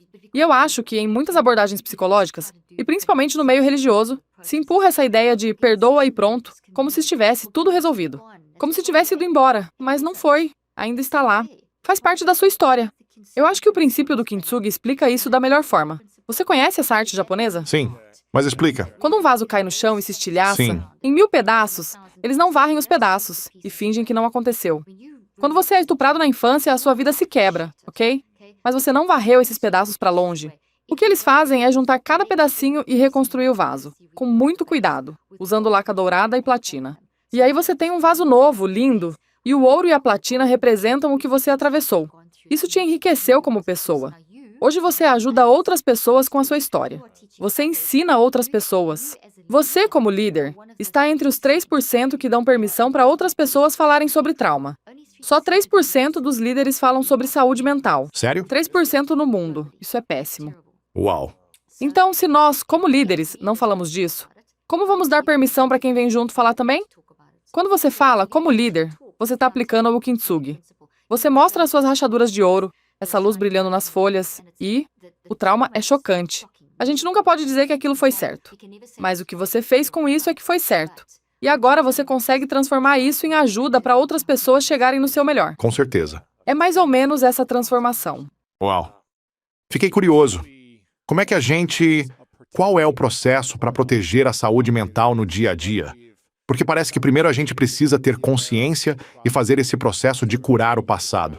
Ou as memórias traumáticas do passado, como você quiser chamar. Mas qual é o processo para proteger o presente e o futuro? Para a gente não voltar para um lugar escuro que prende a gente lá por tanto tempo. Com certeza. Existe um processo que você recomenda? Existe. E é autorregulação. É ser muito, muito autorregulado. A neurociência mostra isso. E eu até tenho uma citação no livro. Deixa eu ver se eu acho. Eu acho que eu tinha deixado aberto porque eu fiz uma live sobre isso hoje. Mas eu posso te dizer qual é. A cada 10 segundos... Aqui está, achei. Eu jurava que a página estava aberta. A cada 10 segundos, você consegue ficar consciente do que está pensando, sentindo e escolhendo. Paz mental e se manter em paz vem de ter consciência a cada 10 segundos. Agora, eu não estou pedindo para você programar um cronômetro. O que eu quero dizer é que isso significa o tempo todo. Enquanto você está acordado, você precisa dar um passo para trás e observar o próprio pensamento. E perguntar, ok, o que eu estou pensando agora? Como eu estou reagindo? Eu acordo me sentindo ótimo, e aí leio um e-mail e me sinto péssimo. Por quê? Falando com essa pessoa, como eu estou reagindo? Como eu estou respondendo? Estou escrevendo esse e-mail, fazendo esse trabalho. É monitorar o tempo todo, e pode parecer cansativo, mas não é. É a coisa mais natural do mundo. É uma das práticas mais saudáveis para o cérebro que você pode fazer. Então, o primeiro ponto-chave é a autorregulação. Conforme você faz Neurocycle e coloca isso como hábito, suas habilidades de autorregulação treinam num nível que muda a sua vida. Sinceramente, se eu tivesse que dizer o que protege a minha saúde mental, é essa autorregulação maior de viver constantemente uma vida de Neurocycle. E tem uma outra coisa no Neurocycle que é fenomenal para proteger a saúde mental. E quase ninguém fala disso. Eu não vejo ninguém, além de mim, falando disso, que é o que eu chamo de construção do cérebro. Tem uma sessão inteira no livro sobre isso. E é usar as 5 etapas do Neurocycle para aprender coisas novas. Porque como seres humanos, a O gente... que seria isso? Uma habilidade nova? Algo novo. Todo dia, um dado novo. No meu caso, eu pego as minhas pesquisas científicas. Todos os dias eu passo pelo menos 1 hora lendo estudos de neurociência ou de ciência em geral, ligados à minha área, estudando informação nova, as novidades. Eu estudo a ponto de conseguir dar uma aula sobre aquilo ou fazer uma prova sobre aquilo. Então eu uso as 5 etapas para estudar a informação. Todo dia, quando você acorda, você tem milhões de neurônios novinhos. Neurônios parecem árvores. E eles estão esperando você criar uma estrutura para fortalecer essas células novas, esses pensamentos novos que você constrói nos neurônios do seu cérebro. Esses galinhos, esses pensamentos. E se você não usa isso, vira lixo tóxico. Aí isso afeta o seu sono no fim do dia e afeta os seus sonhos. E acumulando com o tempo, afeta a saúde do seu cérebro. Quando faz essa construção do cérebro, é como escovar os dentes. Se não escova todo dia, 1 hora dá um problemão nos dentes e também no cérebro, porque isso acaba gerando um monte de impactos no corpo e por aí vai. Com o cérebro é a mesma coisa. Construção do cérebro cria resiliência mental e física. Então, quando você aprende algo, você realmente pensa em profundidade.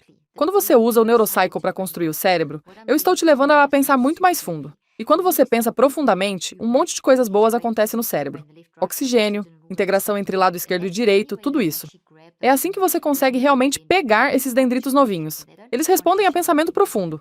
Não respondem a ficar só passando manchete, nessa pressa doentia de corre, corre, corre, a capturar informação e não fazer nada com isso. Eles respondem a: opa, você passou o olho nas manchetes, algo te interessa, e você diz: vou ler esse artigo e estudar, como se eu fosse fazer uma prova.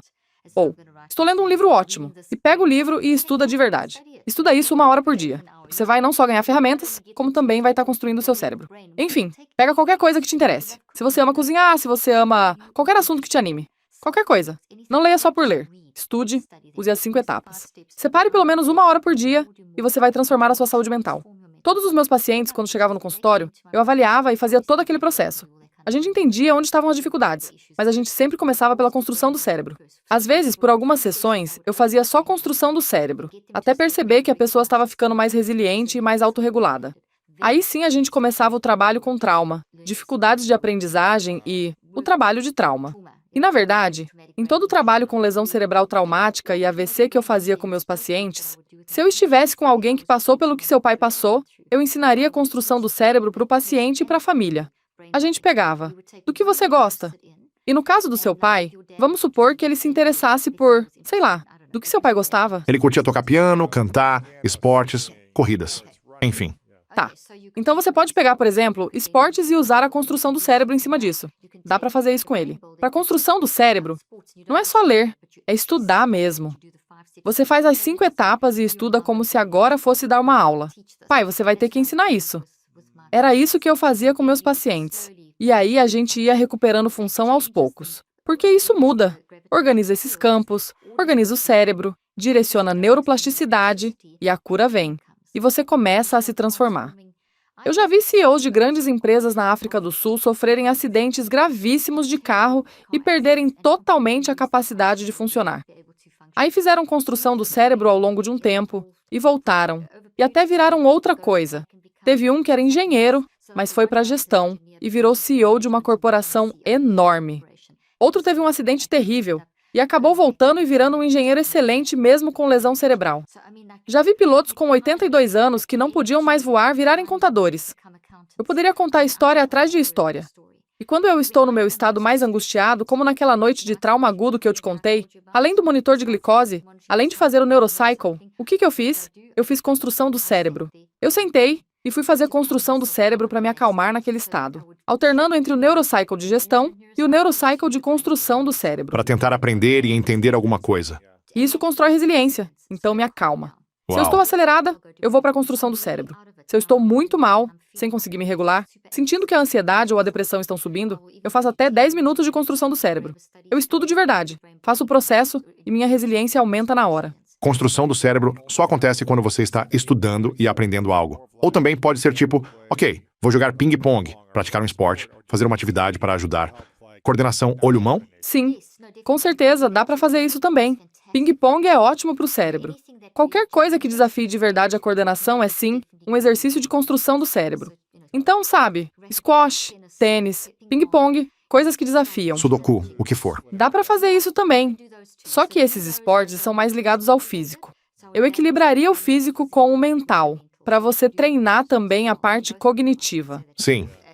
Em resumo, você quer treinar com textos. e algo físico com seu corpo. Garanta que a sua construção do cérebro tenha uma combinação dos dois. Sabe, eu sinto que muitos pais, no geral, não têm ferramentas para conversar com os filhos sobre saúde mental.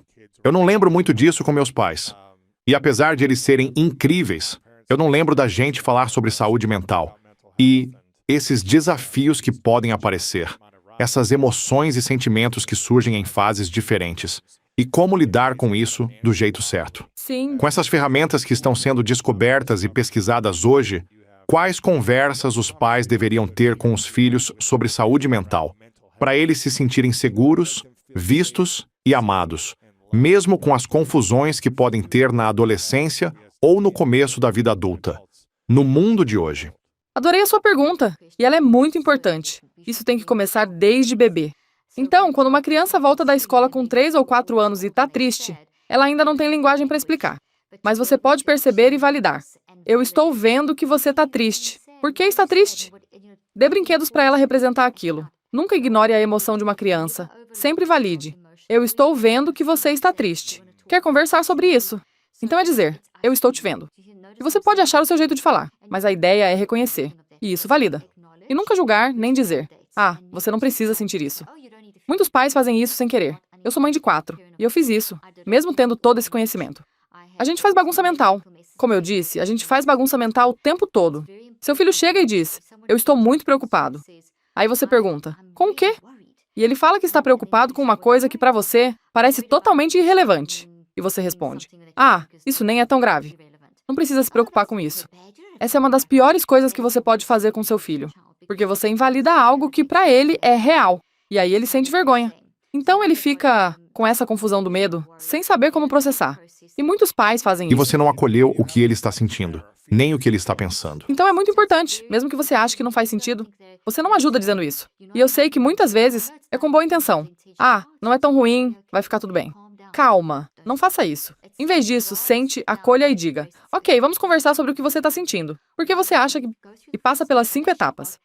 No app do Neurocycle, tem uma parte inteira sobre como usar Neurocycling com crianças. E eu já escrevi livros antes, mas agora estamos atualizando versões do Neurocycling para bebês e crianças bem pequenas, para crianças maiores, adolescentes, o que for. Ou seja, ter essas conversas na prática, mas a base é a abertura. Uma coisa que eu trago como mãe, e eu trabalhei muito com terapia familiar quando eu atendia, e o conselho que eu sempre dei e tento aplicar ao máximo é: mantenha a casa um ambiente aberto. Mantenha aberto. Não importa o que seus filhos tragam. Se eles quiserem falar de sexo e de assuntos que você não quer falar, e você fecha a porta, eles vão falar disso em outro lugar. E isso vale para emoções também. A gente precisa permitir que nossos filhos digam, eu estou me sentindo deprimido. Outro dia alguém me perguntou, como eu ajudo meu filho a não virar um professor de depressão?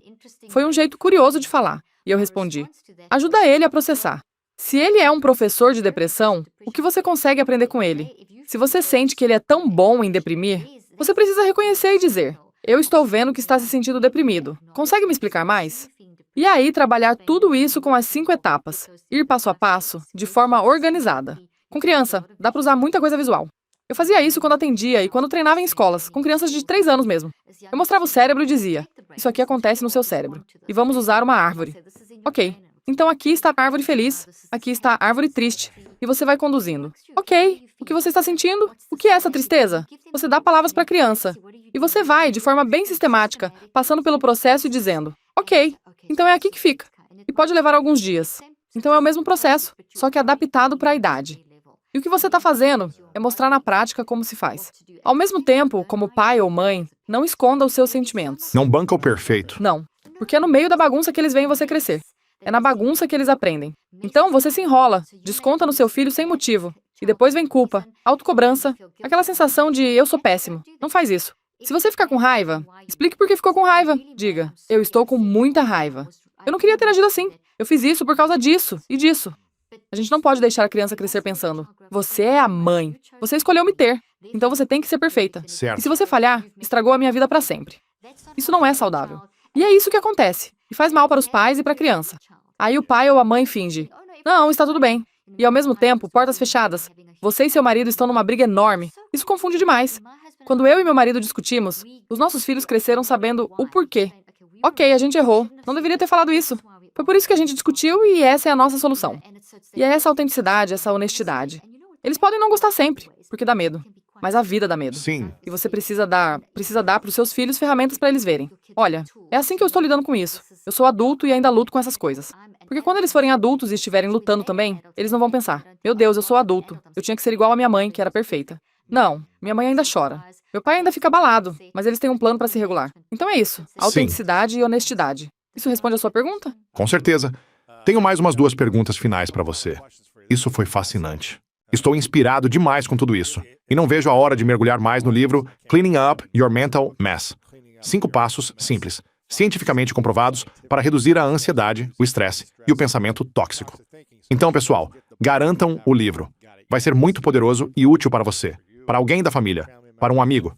Então, confiram. De verdade. Estou bem inspirado. Obrigada. Você faz esse trabalho há mais ou menos 3 décadas, né? Quase 4. Já são 38 anos. Então faz quase 4 décadas que você trabalha com isso, pesquisando e também na prática, aplicando no mundo real. Qual é o maior desafio que você ainda enfrenta hoje, mesmo conhecendo todas essas práticas e tendo essa consciência sobre cérebro, mente, pensamentos, memória, tudo isso? Qual é o desafio que ainda aparece para você, como ser humano, com 4 décadas de experiência? O desafio pessoal é que eu queria conseguir me regular 24/7. E esse é o meu objetivo, porque eu sei que funciona. E quando não acontece, eu fico muito frustrada e penso: por que eu não usei o Neurocycle logo? Já chegou num ponto na nossa família que se eu, ontem eu fui falar com meu marido. Eu estava bem agitada com uma coisa e ele disse: ué, por que você não está fazendo o Neurocycle? E eu quase respondi: não fala isso pra mim. Eu não estou com vontade de fazer Neurocycle. Eu quero só reclamar um pouco, sabe? Mas no fundo, ele estava certo, porque eu precisava. E no fim, eu consegui voltar para o controle. Então, para mim, a maior dificuldade, talvez a mais difícil, é ver pessoas sofrendo quando eu sei que existe um caminho de saída. Eu queria poder consertar tudo, e isso é justamente o que você não pode fazer. Quer dizer, não é talvez, você não pode. Isso virou uma fraqueza minha. Eu quero consertar tudo e todo mundo. E se eu não consigo, eu penso: o que eu fiz de errado? Então eu preciso me lembrar o tempo todo de que eu não posso. Você não conserta ninguém, você só apoia. E isso é um desafio enorme para mim, porque eu vejo e penso: olha, faz isso aqui. Até comigo mesma. Faz isso. E depois você vai ficar bem. Você vai passar por isso. Como diz aquela frase, isso também vai passar quando você sabe se regular. Então sim, para mim isso é um desafio grande. E no cenário global, a narrativa sobre saúde mental precisa mudar. A gente tem que parar de dizer para as pessoas que elas estão com o cérebro danificado, quando elas só estão sendo seres humanos normais. Esse é um desafio enorme. Isso é incrível. Fico muito feliz que a gente teve essa conversa. Obrigada. Eu também. A pergunta que eu faço para todo mundo no final se chama a pergunta das 3 verdades. Eu queria que você imaginasse que é o seu último dia na Terra, muitos anos no futuro, e você conseguiu realizar todos os seus objetivos e sonhos. Tudo se concretizou. Mas em algum momento você precisa seguir para o próximo lugar. Precisa deixar a Terra. E você tem que levar com você todo o seu trabalho, suas pesquisas, seus livros. Sabe, essa entrevista, tudo vai junto. Essa entrevista é em especial. Sim, exatamente. Mas você pode deixar 3 lições para o mundo. É a única coisa que a gente teria para lembrar de você. Essas 3 lições, ou o que eu chamo de 3 verdades. Quais seriam? Que a mente é algo que você consegue controlar. Que a mente é real. Que a mente é a fonte de tudo. E que isso é algo que dá para aprender e desenvolver. E eu deixaria esse sistema como legado. Eu diria: aprenda a cuidar da sua mente.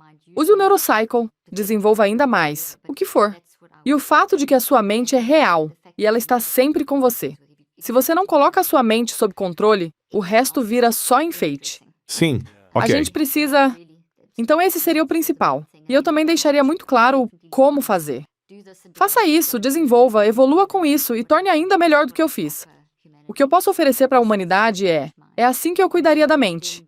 E a terceira coisa que eu deixaria são 3 palavras, 3 lições que um psicólogo, William James, é frequentemente citado dizendo que são 3 coisas muito importantes na vida. Seja gentil, seja gentil, seja gentil. Com você mesmo e com os outros. E com essas 3 coisas, eu acho que a gente estaria bem mais preparado para ter uma vida digna, tranquila e realista. Com certeza. São verdades lindas, Caroline. Obrigado por isso. Eu quero reconhecer você, Obrigada. Caroline, por um momento, porque isso foi muito inspirador e Obrigada. abriu muito a minha cabeça. E eu reconheço você por quase 4 décadas de curiosidade constante, de Obrigada. 4 décadas de pesquisa e dedicação para entender a mente e todas as nuances complexas. a conexão mente-corpo, a conexão mente-cérebro, a física quântica e tudo que envolve o campo energético da mente. Isso é algo que me fascina desde sempre, desde criança. Eu cresci aprendendo sobre isso, mas ultimamente eu tenho ficado ainda mais curioso. E você transformar isso na missão da sua vida, estudar a fundo e depois tentar simplificar o que é complexo, de um jeito que as pessoas consigam entender a própria mente. Eu te reconheço muito por fazer esse trabalho, aparecer com consistência, entregar conteúdo e ter essa paixão de compartilhar tudo isso. Eu acho muito inspirador. Então, de verdade, eu reconheço você por tudo isso. Isso é muito gentil da sua Claro, parte. Eu agradeço mesmo. E eu quero lembrar todo mundo de novo. Comprem o livro Cleaning Up Your Mental Mess. Confiram agora. Você está nas redes sociais também. Basta pesquisar por Caroline Leaf no Instagram, X, Facebook e praticamente em todo lugar. E o seu site é drcarolineleaf.com. Apenas drleaf.com. drleaf.com. Tem todas as informações, livros, tudo. Então entrem em drleaf.com. E minha pergunta final. E eu Sim, tenho... pode falar. Eu também tenho um podcast chamado Cleaning Up Your Mental Mess. Mais um lugar onde vocês podem me Boa. encontrar. Confiram o podcast. E eu quero te entrevistar lá o quanto antes também. Eu adoraria ouvir a Com sua certeza, história. claro. Ia ser fantástico. Com certeza. Eu sempre topo fazer o trabalho. Se alguém quiser me analisar e fazer sessões comigo, eu estou dentro. Ah, você tem uma história tão incrível. Eu agradeço. Minha pergunta final é: qual é a sua definição de grandeza? Eu acho que você já sabe a minha resposta. Para mim, grandeza é quando você começa a entender de verdade como você pensa, sente e escolhe. E aí você começa a enxergar a grandeza. Porque existe algo que você pode fazer que ninguém mais pode.